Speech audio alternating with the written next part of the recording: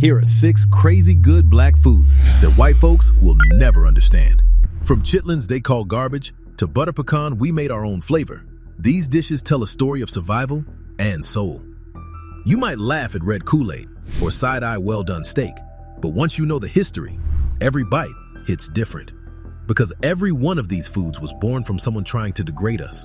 Every one became a symbol we claimed with pride. And everyone proved something white America still doesn't grasp. You can't destroy people who know how to turn insults into culture. Let's dig into 6 plates that say, we made this ours. Picture a plantation after hog slaughter.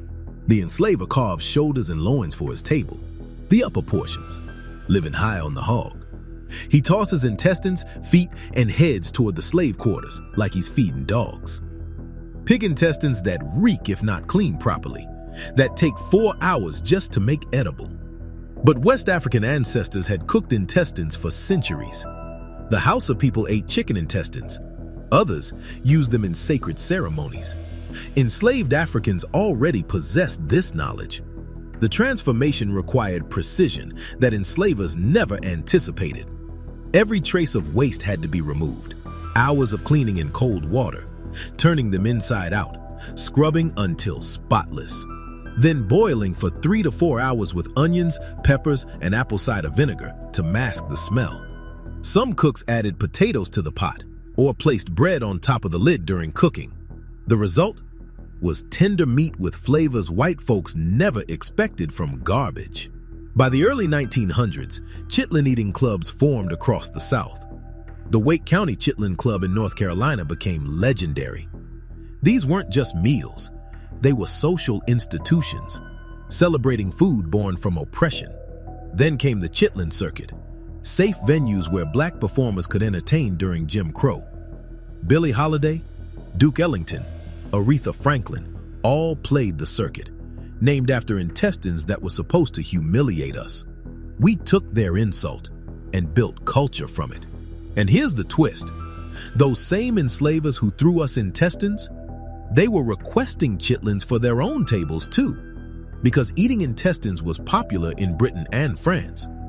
They gave us scraps they actually wanted, thinking we wouldn't know what to do with them. Today, chitlins cost $8 per pound, up from 29 cents in the 1960s.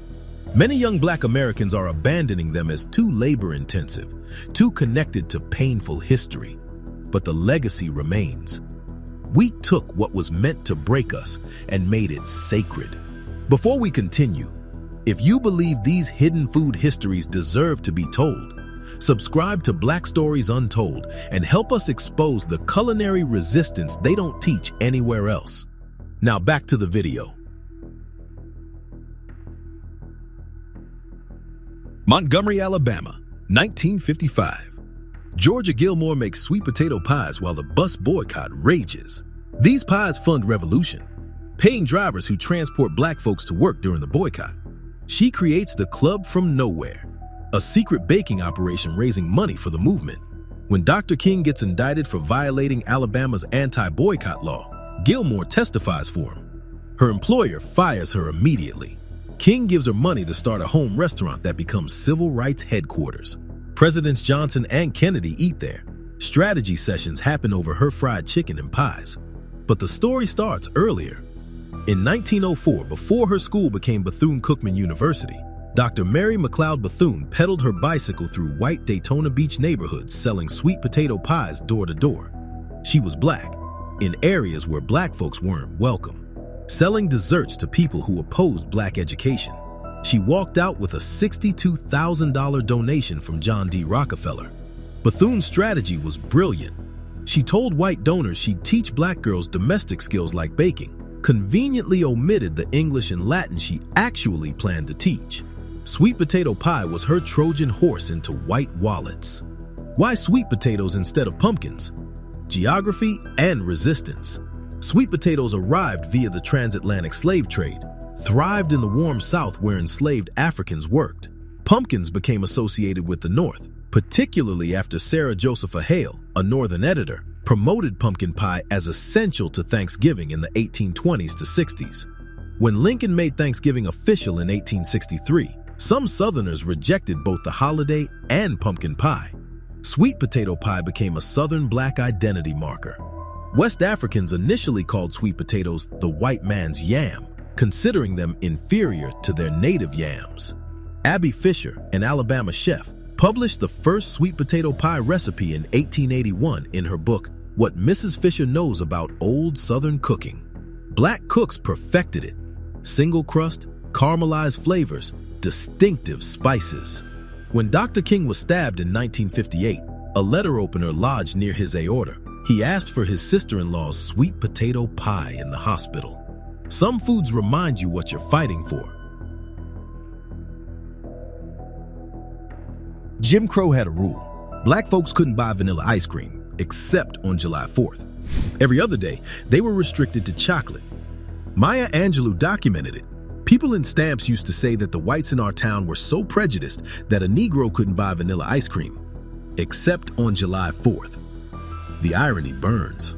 Edmund Albius, an enslaved man on Reunion Island, discovered how to hand-pollinate vanilla orchids in 1841, revolutionizing vanilla cultivation worldwide. We made vanilla accessible, then got banned from eating it. Audre Lorde experienced this firsthand. During a family trip, her parents tried ordering vanilla at a DC soda shop. The white waitress refused service. Lorde wrote, "The waitress was white, the counter was white, and the ice cream I never ate in Washington, D.C. that summer when I left childhood was white." Black folks made a choice. Not chocolate, the flavor forced on them, but butter pecan. Rich, complex, decadent. A flavor claimed through self-determination rather than restriction. Today it remains a point of pride in Black communities. Every scoop was rebellion. White folks mocked Black people ordering steak well done, calling it ruining good meat. They're mocking survival techniques without understanding their origin. During slavery, prime cuts went to the master's table. Enslaved cooks received gristly, tough, sometimes spoiled meat, requiring hours of slow cooking to become safe. This wasn't preference. This was necessity for survival. Jim Crow perpetuated this.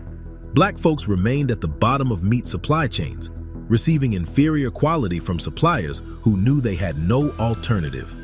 The generational knowledge, cook it long, cook it thoroughly, make it tender, became essential for both safety and edibility. But ancestors didn't just make it safe. They mastered coaxing flavor and tenderness from terrible cuts through skill and patience. Today, this preference lives on in Black households through tradition, through connection to ancestors who turned necessity into mastery. Those who mock it mock generations of survival itself.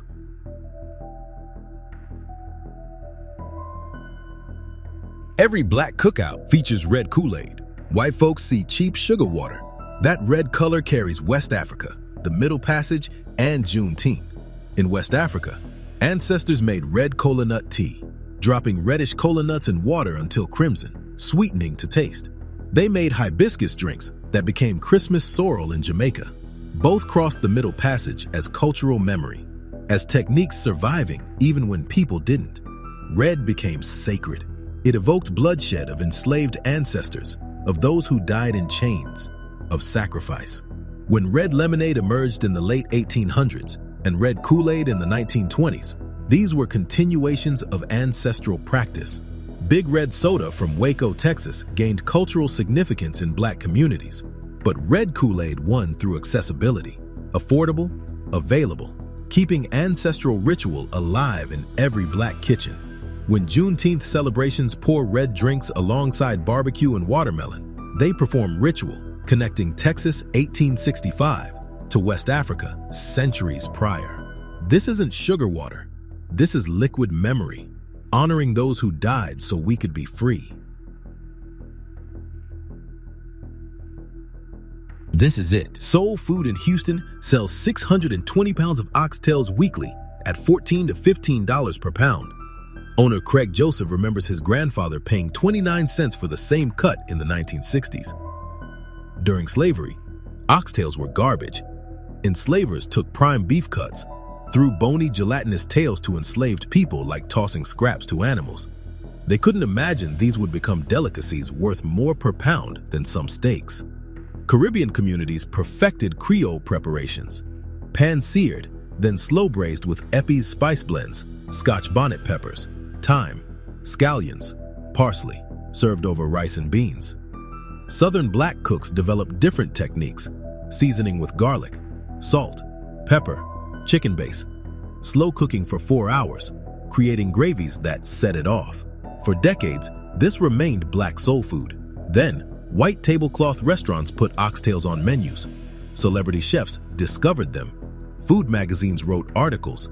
Social media spread the trend globally. Prices skyrocketed.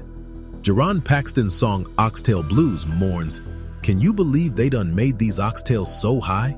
And now they selling neck bones that the rich folks buy." Black families who transformed this cut over centuries now get priced out of their own creation. Chef Tyra Myricks in Baltimore keeps the tradition alive while innovating. Oxtail tacos with mango pico de gallo, oxtail fried rice with sesame oil, oxtail ramen. Younger generations choose fusion while grandparents order traditional platters. Both honor the food. This is how culture survives, respecting roots while growing new branches. 6 foods, 6 stories showing what happens when cruelty meets people who refuse to stay broken.